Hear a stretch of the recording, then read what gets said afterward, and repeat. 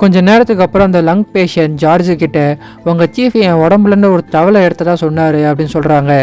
அதுக்கு ஜார்ஜ் ஆமாம் லாஸ்ட் சர்ஜரியில் ஏதோ மிஸ்டேக் ஆகிடுச்சி அப்படின்னு சொல்கிறாரு.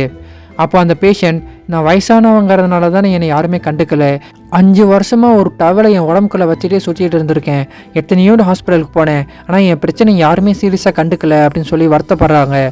கிறிஸ்டினை அலசி ஆராய்ஞ்சு ஒரு வழியாக அந்த பேஷண்ட்டோடைய பழைய ரெக்கார்ட்ஸ் எடுக்கிறாங்க.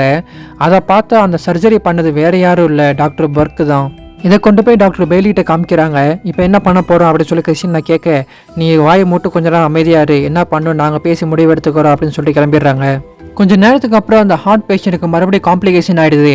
அங்கே போய் பார்த்தா அவங்க ஹார்ட்லேருந்து ரத்தம் உள்ளேருந்து கசஞ்சிட்டு இருந்திருக்கு.